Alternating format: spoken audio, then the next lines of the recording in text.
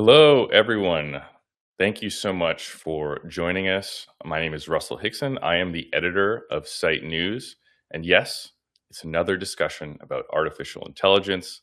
I'm sure you've heard that word a lot over the last few years, but I think we're going to get some really, really great insights today because we have some really fantastic panelists who have been kind enough to share their time with us. And I really have some burning questions that I want to ask them. And I think I'll just go ahead and introduce them real quick. I'm going to bring them into our webinar. So first, we have Vincent Flard. Say hi, Vincent. There he is.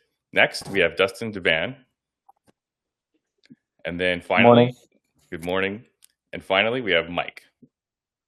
Good morning, everyone. So I'm just going to ask our panelists to introduce themselves, starting with Vincent. Yeah, so as Russell already mentioned, Vincent Plurd, I am the director of VDC for Chandos Construction, and I'm also leading our AI initiatives. Been at Chandos for just over 10 years, in the construction industry for over 20 years now. I still feel hard saying that I've been in the industry for that long. I still feel young. I'm looking at myself and being like, I'm not that old, am I? But yeah, so interested to hear what everybody else is going through and some of the pains of the industry. All right, Dustin, introduce yourself, please. Dustin Devan. Yeah, I'm actually on my 20th year in the industry. Didn't even realize that.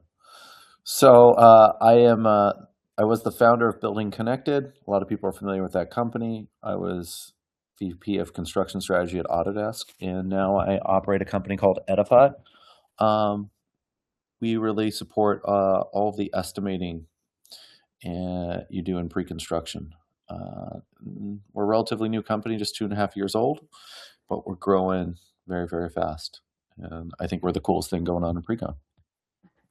All right, Mike, introduce yourself, please. Yeah, good morning. Mike Ernst. I am the field COO at Procore. I just started there. After that, or before that, I was with a group called Ryan Companies for approximately 30 years, and then another firm after that. So construction-oriented ops at the end of my career, and now I've moved on to technology. All right. Well, at Site News, we have a large list of subscribers, construction professionals, and we partner with Procore to survey them just about AI adoption. And we've been getting some results. So we really wanted to have this discussion. Dustin, let's start with you. As someone who's created and invested in very highly successful construction software, what are some strategies that you use to improve adoption and retention for your clients? Said another way, like what makes someone slam their laptop shut or throw their phone and just be like, I don't want to use this, in your experience? What makes people say, I don't want to use this? A lot of people don't want to switch software that they currently use, even if there's marginal gains, because they feel like the level of effort to get to realize those gains isn't worth it. So a lot of people endure, and we do this. Everyone does this in their daily lives. I do it. Everyone's guilty of it. A lot of people don't invest the resources up front. They'd rather have this sort of like constant friction rather than have some acute pain up front in order to reduce the friction in the later stages. So some of the things that I do to make onboarding easier is we figure out what are the most difficult challenges for people to adopting your software. Now with Building Connected, we made that incredibly easy because bid management at the time, everyone had to maintain a contact directory of all the vendors that they could use. And so with our network, there was virtually no time to start. There was no cold start. So people could start inviting subcontractors to bid from day one. So that made it incredibly easy. With Edify, it's a lot more challenging. And I think what a startup can do to overcome the hurdles is show the vision of what you're trying to accomplish. So if you're attacking an existing workflow, you need to show a vision of how you're going to transform that workflow to be better. With AI, you can do that relatively easy, but then with AI, you need to answer the question of what's my accuracy and how dependable is this, and are you a system of record long-term, or Can anyone copy whatever you've done in Claude? Uh, so yeah, I think that a lot of companies do a poor job of selling a vision. Most companies are just addressing one pain that is part of that's at best a feature in a larger platform. Like Procore, for example, has 1 million apps in their marketplace. A lot of those apps are actually just what should be future features of Procore. They just haven't got to them. And so a lot of those companies have no path to building something big. Um, but that's just kind of the nature of building software. Most founders have, this is now my investor hat on, most founders have no plan to ever be anything other than a feature to actually be a real company. So if you're going to build software, you better not just solve one problem, but how does that problem compound itself into some sort of larger vision? And how do you use that as a wedge to sell them more solutions and solve more of their problems? All right, going over to you, Mike. As you mentioned earlier, you spent around 30 years in the construction industry at Ryan and other places before joining Procore. What has it been like to see the rise of AI during those years, and what kind of high level conversations were happening, in those boardrooms, in those executive moments? Yeah, so I mean, it's pretty exciting. In summary, I'll just go with that. I mean, there's a lot of opportunity out there. I already dated myself with the 30 years, but I remember starting, essentially Google hadn't been invented yet when I first started, right? So the internet maybe existed, some places had email. And I just say that to let you know that our industry is always evolving, right? We're always getting a new tool set to go on. And really what AI, or what I see AI and others see AI as, it's a way to accelerate that, right? It's a way to try and bring that collaboration together that we need for our projects and our construction sites. And also kind of harness some of the knowledge that others before have brought to the industry. And AI just puts that on steroids. And so that's probably the main thing I'm really excited for. There's a couple things though that I think we need to just maintain or center ourselves around.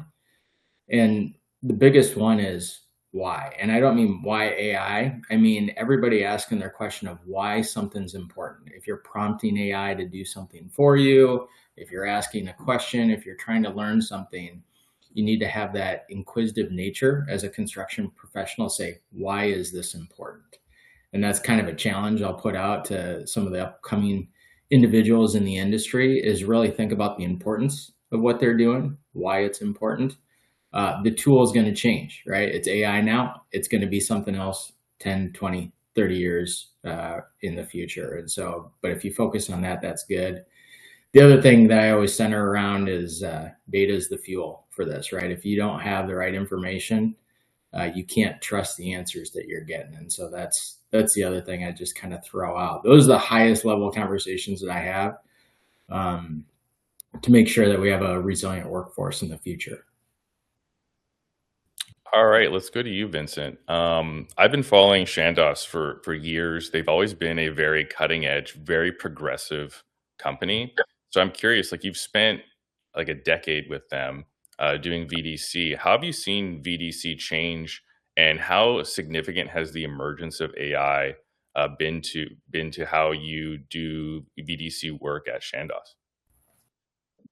Yeah, so I mean, yeah, I've been there for 10 years doing it for that long. It's the biggest change I think is that, when I started as a coordinator, it was I was a VDC coordinator sitting in the corner doing my work, and I was one of maybe two people that had access to the software to do your clash detections and the various VDC standard work. And now we're getting into where that's becoming more prolific across our company, right? So we've got superintendents doing clash detections.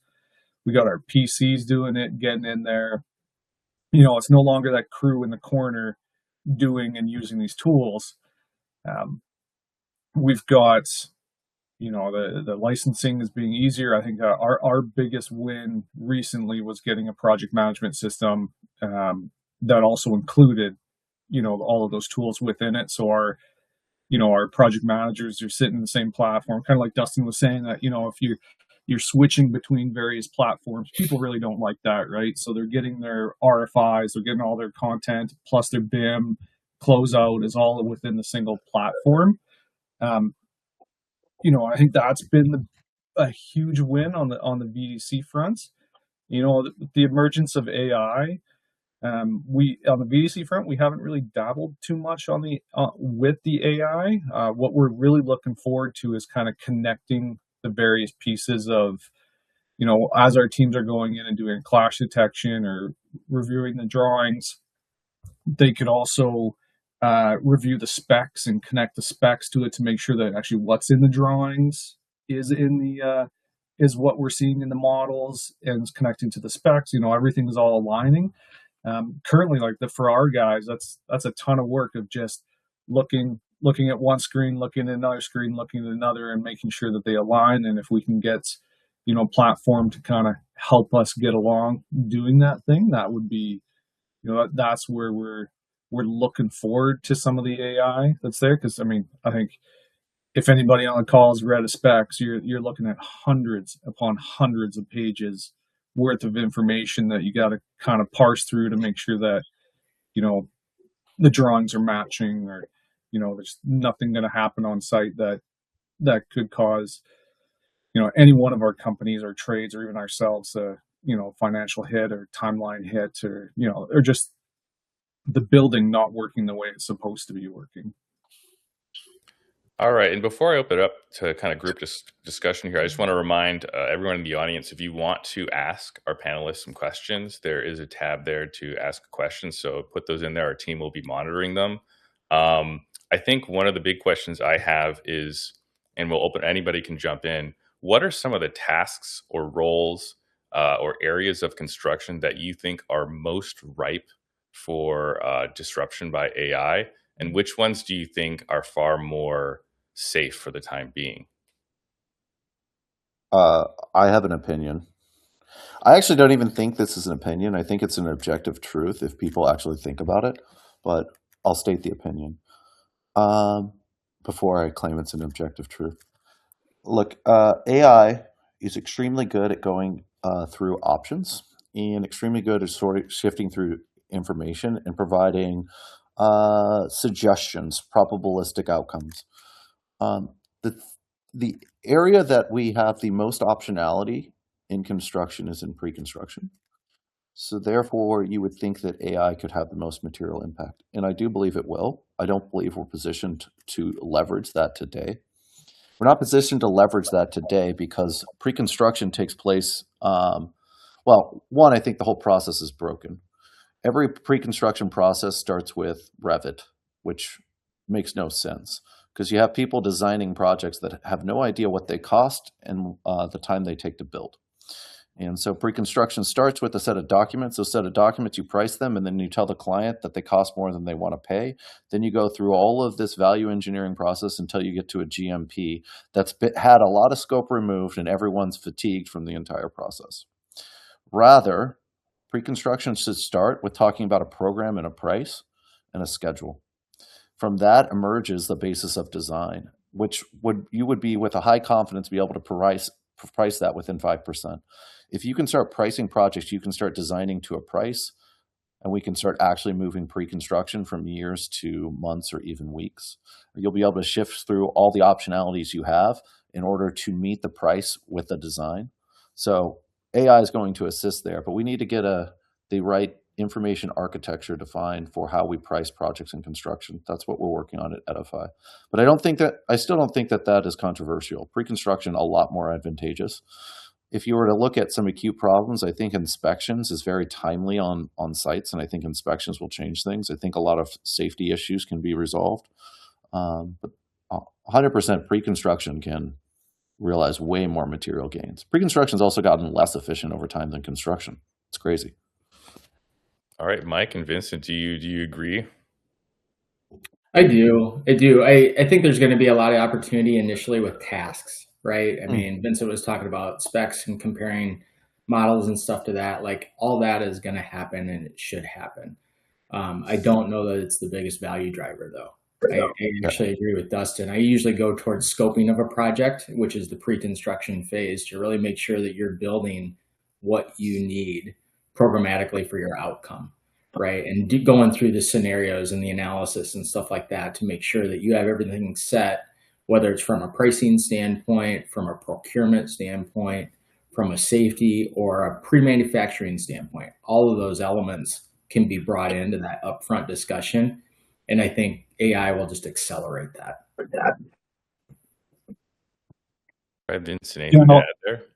yeah, I was just going to take a different spin on it and just talk more about the organization, the company itself. And I think there's a lot of um, the easy buttons, right? Like, yeah, I totally agree with the pre-construction side that, I've been on that front where it's like piles or foundations or different things based on, whatever. Like you start going through your options and your dollar amounts. And if you can get AI to do that within an hour instead of a person doing it in 4 or 6 or 3, 4 days, like that's huge. You can go through those options.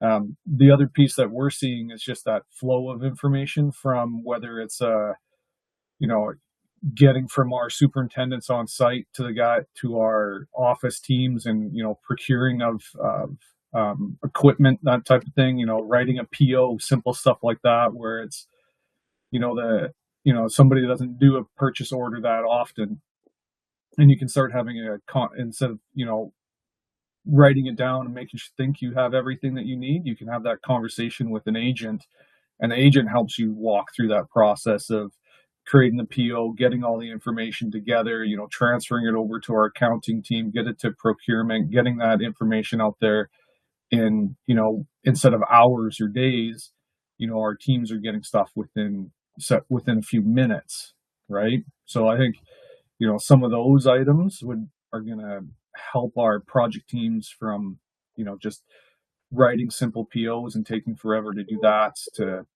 seconds. And if you can do several of those items in a day where, a superintendent's day goes from 16 hours worth of work down to a true 8 hours, like that'll be huge. There'll be like a lot more value out of those guys on site and helping with the paperwork that they do. Yeah, I Yeah, think. I mean, Sorry, I think what Mike Ernstead and Vincent is talking about, I think that like the plays right now are, let's use AI to eliminate the mundane, repetitive task management, which is extremely valuable. Now, when I answered my question, will that change the length of a construction project? Not really, because you still have the critical path is still people installing work in the field. Now, it might de-risk it because, for example, procurement is more secure. Logistics are better. So it might de-risk it and provide confidence, but there is still a critical path to the schedule, and it's still putting work in place. So I totally agree. I just think we're in such the early innings of AI that people are doing the obvious stuff first. It's like when websites hit the internet. We had a lot of static web pages, and then we started realizing what else could be done. We could build enterprise applications. Okay, great. Then we get the mobile phone. So I think we're in the early innings, and where AI is going to be advantageous is, and this is where different companies have different approaches. Like you saw McCarthy announce Palantir. That is an approach where they work with a company to define their entire business data ontology. With the understanding the data ontology, you can use AI to train on outcomes you'd like to do. I don't think that that's the best approach, and it's kind of like using a machine gun to like swat flies, like you just. But that is an approach. I think that I think that project management is further along in mapping business logic, ontology, information architecture, so that AI can make inferences on it and provide value. I think pre-construction, everyone uses Excel spreadsheets. Let's be honest. Even if you have an estimating tool, there's a lot of Excel spreadsheets. Okay, so we don't have any sort of data architecture or logic on like how we think about systematically putting costs together, identifying scope, marrying scope with decisions like VE options and discussions. So we're in a different learning phase. I don't think that AI, at least right now, I know it's not, and I don't think in call it 2 to 3 years, it's hard to see further than that, is going to be able to properly interpret all of these disparate systems. So we have to bring some information architecture to how we think about pre-con. And once we do that, we can start reconstructing it. And I would argue that ground up construction will no longer start in Revit in 5 years. Yeah. I would agree with both Vincent and Dustin. And I would just add to this. I mean, I agree with Vincent in the fact that AI is going to be that early adopter. It's going to be that practical feeling on the ground that you get by simplifying somebody's day, right? Hopefully getting that superintendent's time down to a reasonable hour, giving them the information they need at the right moment. I just agree with Dustin too, though, that ultimately, if we're thinking industry wide, what is really the change of it? And it's really dealing with that upfront component that really defines a project. And that's where we'll get the most value out of it. But it's also the hardest lift, right? So As hard. Dustin mentioned, right? Like it's So really hard to trust it right now. And so it'll take a while to get there. All those other steps, though, have great value right now. Simplify the day would be the motto, I would say, today. So like Dustin said, if it's early days, what can organizations do, and even on a personal level, like construction professionals do, to be where to catch the ball where it's going to be? Like, what steps can firms and people take today to be successful as AI and some of these high tech tools are rolled out tomorrow? I'll make a plug for Procore and other tools. But in project management, we have cloud-based infrastructure. Like most companies don't have the ability to write a check to Palantir, and even but having a system like Procore that's also investing in AI technologies, they acquired a company called DataGrid that you can build agents to automate a lot of workflows is a great investment. Starting to think about pre-construction, because it's basically bifurcated. Most people have a pre-con team, most people have an ops team. You need a data infrastructure for your pre-con team. There are tools available. My company is probably leading it, but you need to get. A lot of people don't go out of Excel because they think it's going to slow them down. Well, they're going to be really slow compared to the rest of the competition if the other competition is adopting architecture that AI can learn from. It's not going to be very good at going from Excel spreadsheet to Excel spreadsheet where you priced a project with a different methodology 15 different times. So you really need to invest in companies that are going to standardize your modes of operation in ways that will allow AI to work with it. And you got to find companies that you believe in, not just where they are, but where they're going. And that is like assess the people behind it, their track record, and all of those things. Yeah. I mean, we could talk about specific workflows if you want. I'll jump in here too. I mean, I think the big thing that I just say is take a step, right? That's the easiest one. AI is coming. Be ready for it. Don't ignore it. Get the people that are interested, inquisitive, excited about it, become part of your team, right? If you have an operational excellence group, move them in there, allow them some space to do that, and provide them the tools and the boundaries to do it. Because otherwise, some of the younger workers, they're going to go find this information on their own anyways, and probably unsecure programs and systems and stuff like that. So give them a foundation to work from is what I would say. The second thing I would say, and it kind of echoes what Dustin mentioned, and it's really non-sexy, is have a process, have a standard operating procedures, consistency. Because if you don't have that, you can't evolve from it, right? If it's just chaos, you're never really going to be able to harness it. And so whether it's in a system of record, like Edify or Procore or others, that's great. But you need to kind of have an understanding of how your company operates. So document it, implement it, work on it, and refine it. That's, again, non-sexy hard work, but it definitely makes the value that much more in the future. Yeah, just to play on Mike was saying that, to give an example, I've leading the AI portion at Chandos, I get the questions a lot, like, what are you doing? Where are we going? What are the things that we're working on? Show progress, right? Like, show me an agent that you guys have built. And right now we're working through that, the non-sexy part of getting ready for, the use of AI, of, getting our data warehouse together, ensuring our systems are secure, putting all that back of house stuff together.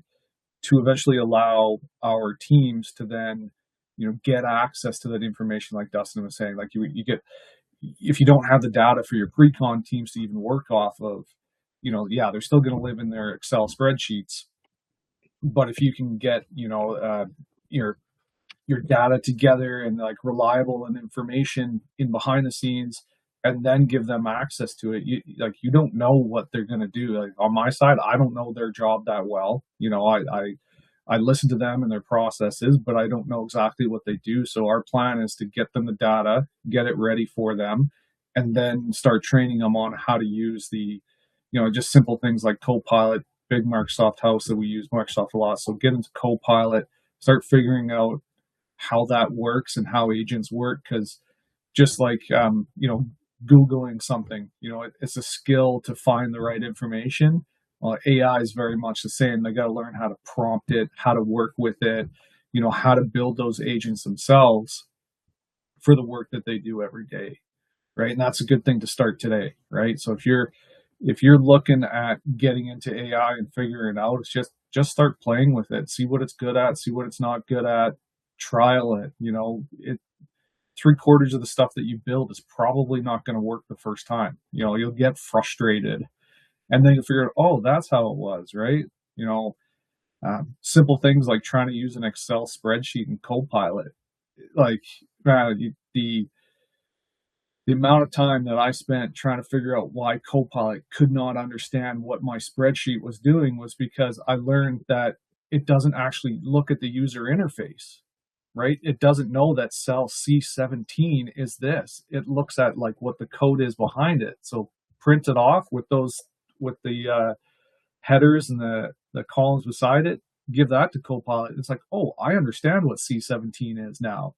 In this cell, do this and that, right? So it was just figuring out how these platforms actually work, trialing it out, and just asking it those questions like, why can't you read the sheets? Why can't you do these things?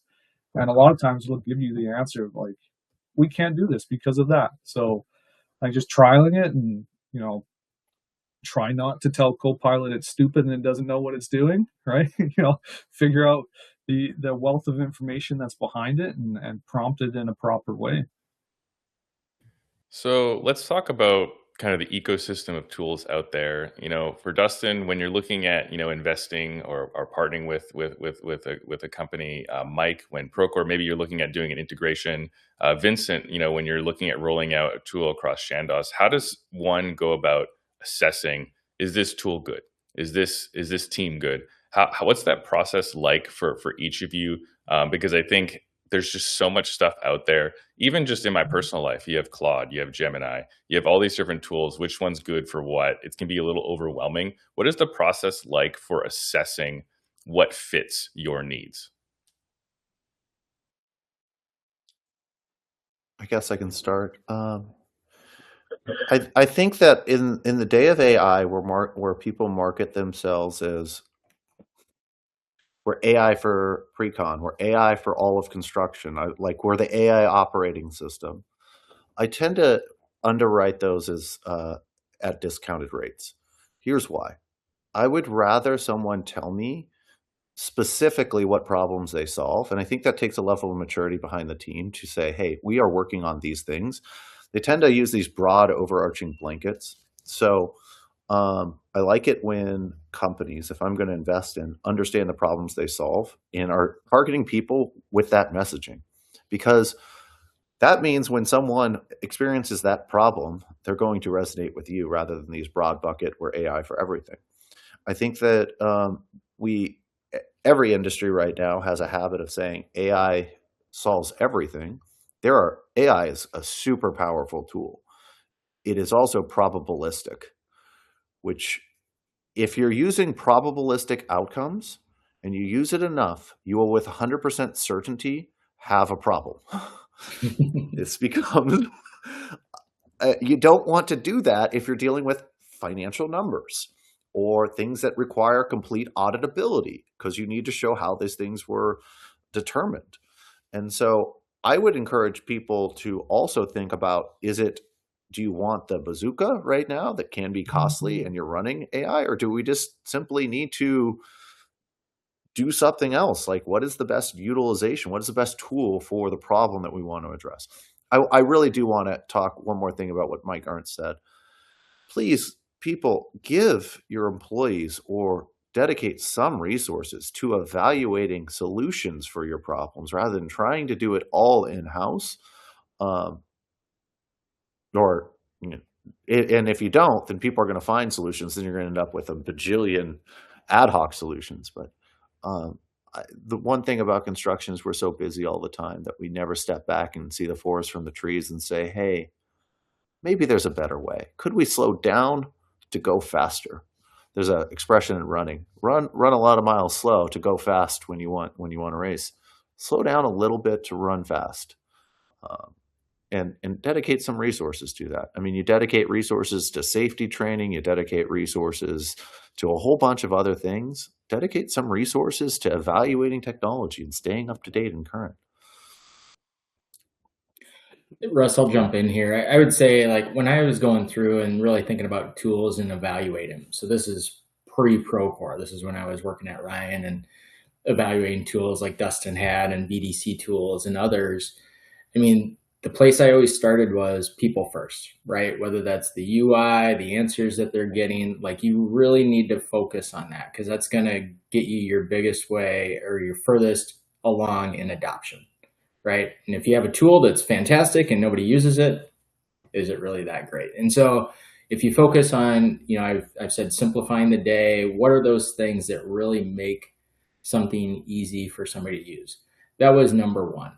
Number two was trusted, right? I was always trying to make sure, and that was to that point of SOPs and the non-sexy part of the system. Like, I want that information is centralized and as valuable as possible to do that. And so does the tool that we're evaluating support that, right? Can you start bringing some of those features in? Can you start relying on the information that it's outputting?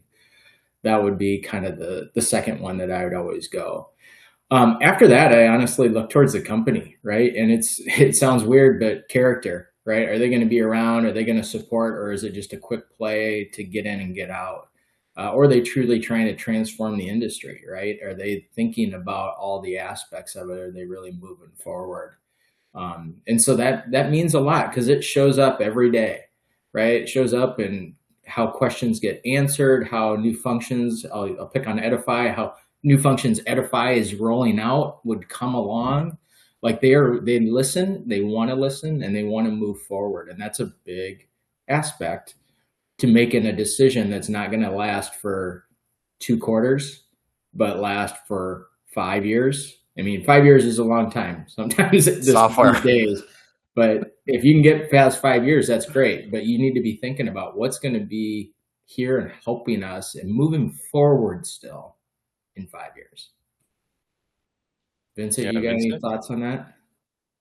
Yeah, I think it's the great points. You know, spending the time and the money with your people to evaluate it and going through that. I think the only thing that I would really add is references, right? So as you're talking to the organizations, we did this when we looked at our project management system. It's like, give us 3 references, give us these things. Like, we're going to go talk to the people that are actually using it.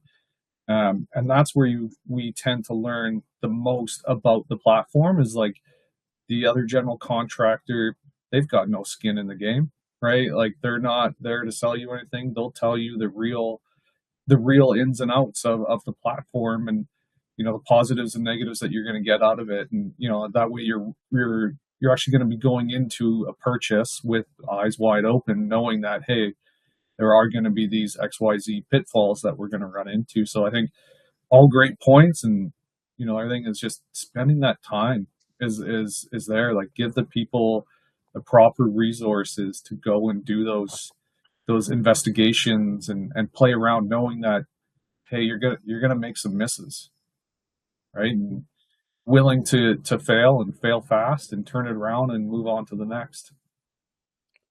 Now, Dustin, you touched on something that I'm very curious about. You mentioned the probabilistic nature of AI maybe makes it not suitable for certain tasks. Are there tasks that are things parts of construction that you gentlemen wouldn't use AI for, or you would be hesitant or concerned about using AI for, and why? I mean, I'll do an outlandish situation, but if somehow I host a podcast, Bricks, Bucks, and Bytes, and so I'll use the example that Patrick, who I'm an advisor for Fundamental, he's the founder of Fundamental Venture Fund, and I'll just use a non-construction example. So we currently, if you get on a plane, there is a computer that can operate that plane. And all of the rules that the computer follows are deterministic. They run physics equations, and that's how the plane is operated. And the pilot can interrupt, but the plane is autonomous right now. It can land on its own. Those technologies exist. And it's purely physics. It says, whatever it needs to do. AI, would you ever, the question I would ask is, would I ever get on a plane that switched from using physics and determination calculations to AI running numbers? Having my experience with ChatGPT or Claude, and how many outputs I get when I use those things that I'm like, doesn't seem exactly right. The answer is no one would get on the plane that's AI computer versus using actual calculations. So I think it just depends on your level of risk. I would never run payroll, where payroll was trying to grab all my time cards, and you would, in order to do it right, you could write a system of checks where agents are checking against other agents. But now why are you building up all these costs when you could just write deterministic software to solve that problem? So I think where risk goes up and certainty increases, then you need to figure out if you want to continue to use AI for those procedures. However, if it's assessing, maybe it's assessing a lot of clashes in the model, and you're just give me all the potential clashes. Well, that's probably a great use case because, one, it's a lot of different options that you need to go through. It's a lot of different situations, and it can give you a scoring mechanism on how certain it is. And so this can allow you to at least prioritize to get through a lot of stuff quickly, where, hey, if it gives you a false positive of a clash, you can move on. But if it's no, we need to run payroll for 1,000 people, and it's just a purely AI payroll system, and we know 1 out of 1,000 is going to have a payment that's off by something. Do you want to deal with that? I certainly wouldn't want to deal with that. So it's just, there's a chance that it makes a mistake. It's just inherent in the system. Yeah, I mean, if I answered, is there anything I wouldn't use it on? The quick answer is no, but I'll put the caveat in there in that I always view it as a supporting system, right? To Dustin's example of payroll, right? You need to have some oversight. You can help digest and deal with thousands of problems or avoid that probabilistically and get down to the one. And then somebody intervenes on the one, right? And if I start applying that to how does that look for things that are high risk, safety, right? Same thing. You're helping me digest the world down to the area that I really need to pay attention to and focus on. And so I'm using it. I'm not letting it make the outcome. I am just letting it kind of weed through the noise and get to something a lot quicker. And so I really couldn't think of anything that I wouldn't use it for, with maybe the exception of one. And I'll even put the caveat on that. And that's just relationship building, right? This is a people industry. Ultimately, it comes down the trust that you have in the individual next to you, the subcontractor or trade partner that you reached out to, the owner that you're working for. You need to maintain those relationships. And so it may tell you, AI may help you draft your correspondence, tell you to check in, all those sorts of things. But that is not going to replace going to somebody's office, looking them in the eye, shaking their hand, right? It should just continue to be done. So kind of a philosophical response on that one. Vincent, do you have any philosophical opinings? I'm on page with Mike on this one. I hummed and hawed this last night and was like, is there anything that I would not have AI do? And it always came down to is that final decision, right? Sending that email or signing that contract. I wouldn't want our agent talking to a trades agent back and forth about contract agreements until they came up with something and then just signed it in the way they went to work, right? I don't, that is something that like I would still have human involvement in, is that final decision about, even on our accounting side, what to do with that extra money that we got, or where to place this, or, um, on having that's where I would draw the line, is that, yes, give me all the information for me to make the decision. Um, yeah, I don't, it kind of scares me. And I think it goes back to the, what is it, when they're first bringing out Gemini and saying like, oh, book me a haircut, right? And it's like talking with their AI agent, going through your calendar and doing everything. It's like, well, does your calendar know everything, right? Is it right? Is the data in behind actually proper for making those decisions at the end of the day? Does it include all of everything, all the other information across our organization that it should be knowing about? Maybe it's not thinking about, right? Yeah, I feel like every month I see a news article about a lawyer who's in front of a judge and they used AI to write their court documents, and the judge is like, these cases don't exist. All this is not, and they're embarrassed and they're red-faced in front of the court.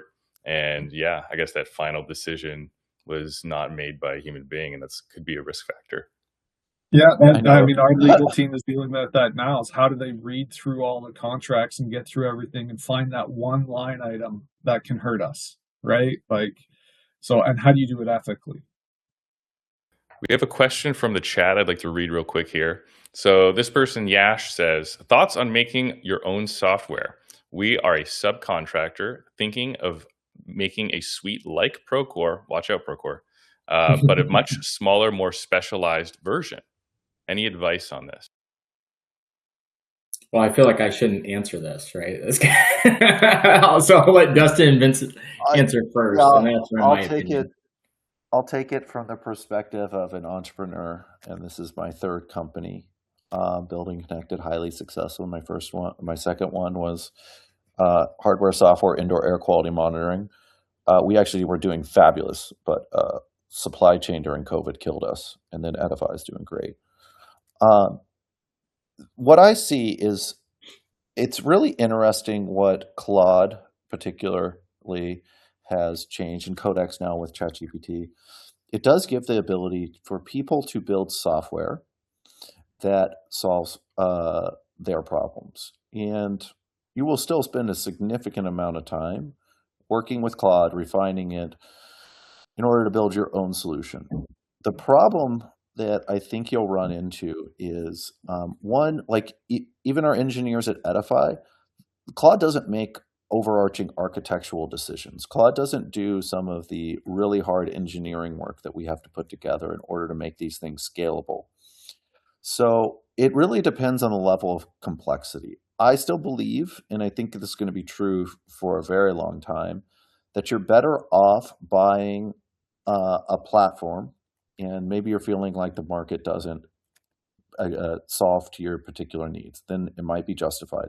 But building some sort of system of record and building on top of that, because once you start building all this software, it will inevitably break. You will have security issues because you won't know how to properly bulletproof the software. You're going to have administrative controls. You're going to have onboarding. You're going to have training, and you're going to have a bunch of stuff. And then lastly, like, here's one thing I think philosophically, and I practice this at Edify. If this is not core to how you make money, in that, like, do you book more revenue because you have Procore or Autodesk or XYZ at your company? No. That just helps you manage your revenue. So if this is really not going to generate a substantial amount of profitability or do one thing that's, I mean, this isn't going to affect your gross margins materially. So like, why take on this bandwidth? Like, you could end up in a software nightmare, which I know of companies that are currently in, that have tech stacks they've developed over 20 years. And they're like, we're spending millions of dollars per year just maintaining this shit. Sorry to cuss, but millions of dollars per year maintaining this shit. And they're like, we need to finally just, so, and it becomes that, the fallacy of sunk costs. You never want to let it go, but then you're realizing it costs more than it should. And then you're just like, oh my God, I have this. So I would be very cautious of saying we're going to build this fleet of software to manage your entire business. You will get false signals because you can do stuff really quick in Claude, and then you realize, oh my God, I've kind of built a behemoth, and then it just would be very cautious. Yeah. All right, a warning for you, Yash. Any other comments from Vincent or Mike? I'll Yep, jump in. Go ahead, Vincent. You go ahead. Yeah, you can see and many general contractors out there that have gone and tried to do this where they build their own software internally, and just like Dustin was saying, like you start getting to an end point of, the cost is huge, and you start living in an echo chamber, which is the issue too, is that when we went around looking at our project management system, we did the exact same thing. It's like, oh man, this software is, we're paying high six figures every year to keep this software here that somebody else is building. But then you start realizing too is that we're not the only general contractor using it. There's several other ones across North America and potentially around the world that are also using it. Do we do things the best way? Probably not. Like the software itself, you got 50 plus general contractors around the world, hundreds of them using it, trades using it. They're probably going to hear a lot of other ways of doing business that are probably better than the way we do it. So that's kind of what we started looking at. Like, we're good at what we do, but we're probably not the best, right? And writing an RFI, we all write RFIs the same way. We all do things that the standard construction work the same. Where we're looking at potentially building software are the little things within, the tasks of team members, which are like, well, it's not really the software that does this. It's, us looking at various different systems and pulling together information. Can we just write software to do that? Can we use Claude to create the agent to connect all that stuff, right? Yeah. So exactly, it's like we're not making the big software. We're doing the small, specific to us work. Yeah. So in fairness, I've only been at Procore for a month. So this is my answer from when I was a customer or previously in my engagements. I agree with everything that Vincent and Dustin said. I mean, you got to think about resilience, governance, compliance, like all those things that are really hard to maintain on your own. The other thing I would throw in there, just because they said it really well, is when you build your own stuff, you're always reliant on Joe, John, or Mary. And once they leave or retire or get a different job, all of a sudden you're thrown into chaos on how to maintain that system. And those are specific examples and lessons learned. Out to Joe, John, and Mary. Joe, John, and Mary. Mike, this is you. Yeah, and the other piece too, I think, is to think about is that if you're doing any work with the government, they've got requirements, right? So in Canada, you're working with RCMP or Government of Canada, can you say that you're SOC 2 Type 2 compliant with your software? Can you say that the safety concerns are there? Like, those are hard things to do when you start building your own platforms. Yeah. Let's talk about I think like ethical and even security frameworks. Because I know you mentioned, chatbots talking to other chatbots. Like, should there be some sort of standardized ethical framework at your organization? Should you disclose when an email is written by AI and not yourself? What if AI has an input on a design or something's, partially aided by AI? What are some of the ethical kind of conversations you're having at organizations, and kind of what are your thoughts on some of these ethical issues? So, I mean, eventually it's just going to say at the bottom of your signatures, like, may have been helped with AI, right? So I think the things that we're doing are where, some biases can come into it, where even with AI, you're still getting the bias. So you've got, like, when we're doing interviews, we're letting people know that, hey, we are using an AI bot to transcribe this, and be transcribed by AI, and there may be issues. Just letting you know that. If within our AI policy, we have it like anything that is generated from AI must be disclosed. but am I going in and typing out an email in bullet points and then using AI to make it sound better? Am I telling people? No, I'm not. It's my idea, but it's reframing it to that. I'm probably not going to say that this was used with AI. Yeah, that's it's a tough one that we're still battling with, and even within ours is we're looking at some government requirements that are if you're using AI, do these things. We're kind of we're looking to that to follow that more than creating our own policies around it. There's it's a really interesting question because there's certain things that just don't matter. Like Vincent's email, like I don't care if he used it to clean up bullet points. No one does. I do it too. Everyone does it. If you're not doing it, you should do it. It's great. Yeah. Then there's things like are obvious. If you're being recorded, people should know if you're being recorded and being transcribed. That's just like if you're not doing that, you're a jerk. And then there's things that are very nuanced that I think are super hard to even define policies around because there's pros and cons, and it's like even hard to even federate like how you would do it differently. So I'll give like an example. Like in software, we have to monitor how every person is using our solution, right? And so we are constantly building more solutions for them. Are we disclosing that we're using Claude? I mean, we are using Claude. I have no problem disclosing it, but like it's to the benefit of our customers. And if we're doing it every time we push to production every single day. So every push, yes, this was written with the assistance of AI. Now, where I think people are trying to draw a line in the sand is, are you able to train models, your own models on our data, then use the model that it becomes to monetize other customers? That's the biggest conversation going on. I can see pros and cons against that. I do always tend to say, maybe it's because I'm conservative and I'm conservative by nature and I believe in being transparent. So not conservative politically, just I think that open and honest communication is important. If I'm going to train models on your data, I'm going to tell you that, and I'm going to give you the option to opt out. And then people can choose to opt in or opt out. There's benefits to being early on that, and there's cons. Like, look, if someone's offering to train models because they want to go out and accomplish these outcomes, you should go to them. Cool. If you're using my data, I want a discount on the first product, and I want to be a part of this testing and like get the benefits of it. If you're like, no, I don't want to be a part of it, cool. Then you'll just wait because other people will adopt. And that's just a personal preference.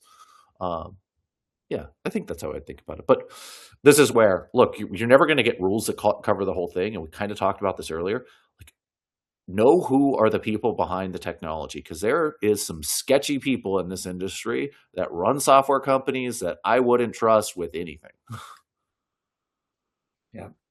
Yeah, I don't have too much to add. I mean, I think it's so prevalent that it's being used now, and you don't necessarily need that disclaimer all the time on the bottom of the emails and stuff like that. That would just create a lot of junk. But we do need to be thoughtful, and to Dustin's point about character and really trusting the people is you need to know if somebody's trying to use somebody else's idea, if somebody's trying to steal their data, if somebody's trying to, well, lie to you specifically, like all those things that can be used for evil. And I get that as I say that, those are the people that are not going to say they're using AI. Right? And so you just, I don't want to say buyer beware, but you need to have your guard up, right? And that's where I say provide the people at your company with the resources to do it in the right way so that they don't get hoodwinked by somebody else that's not as good of a player. And Vincent brought up a good point. This is where reference is. I know it's so old school, asking someone for a reference, someone that will stand by. Like, this isn't actually a small ecosystem. Construction in general, we all know people. We all have friends that have gone to different companies. Construction technology, the leaders of these companies, even smaller. I know probably half the CEOs out there. Like, it's pretty easy to figure out who are the people behind the solutions and their track record.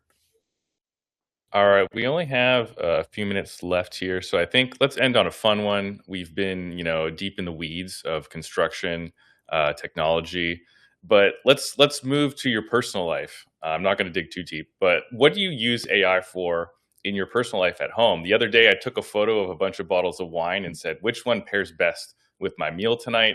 I identify plants with it. What are some ways that you're using AI to optimize your life at home or just out in the world? I'm definitely curious. And I'll go here. The one I use a lot is anything that kind of would involve a lot of research or checking other things out. So it's travel itineraries. That's what I look at. I say I have a 3-day weekend that I want to go. I generally want the beach or whatever. It narrows it down for locations. I then ask for, highlights and thoughts and tours. I'm not saying I'm follow it completely, but it's definitely taken me to some spots that I never would have thought of. I just did that with a trip to London last fall, and it was amazing. And I probably used 50% of it, but it was a good starting point for something like that. The other one I would say, just because I'm starting to think about the end of my career, is where do I retire? Right? Give me all the research. Tell me about the pros and cons of tax-free states and all those sorts of things, and just but it gives me a starting point for that. That's probably where I use it the most. Yeah. I mean, I probably use AI in my personal life more than I do in my work life. Anywhere from like, hey, I'm thinking about smoking this thing. What's a good recipe for it? What are some side dishes? I think one of the things that I found probably the most beneficial to me is I've got a 6-year-old and reading bedtime stories. So pulling up ChatGPT and it remembering the last stories that it did and saying, hey, I need another 10-minute story to put my kid to sleep tonight. And it's got to have, they want to travel to the moon and he wants these 3 friends along with them. And that's probably like reading through that story as like, my son loves it. He's like, can I have another chat story tonight? I want a ChatGPT story. Like, and I want this and I want this. And just quiet for 10 minutes is amazing, right? And he's a part of it. The other things, yeah, research by all means. Like, hey, I'm looking for a new car, and I want to spend this amount of money, and I want this reliability. Like, using that in your personal life, just a general assistant to go and search everything up for you quickly and easily on a Saturday morning. It's amazing. God, I use AI so much for work, and I work 24/7. It feels like. I'm using it right now. I've been on a health bend, so photographing foods that I'm eating for calorie consumption and proteins and macros. It's actually quite advantageous. It's not great, but it really allows you to like make the tweaks and then count your calories. I found it quite delightful, and it you forget how much you eat during the day when you do that, how many times you're nibbling. All right, well, we're gonna call it there.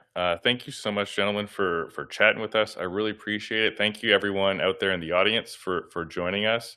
Go to readsitenews.com for our AI report that we did in partnership with Procore. Obviously, check out Edify.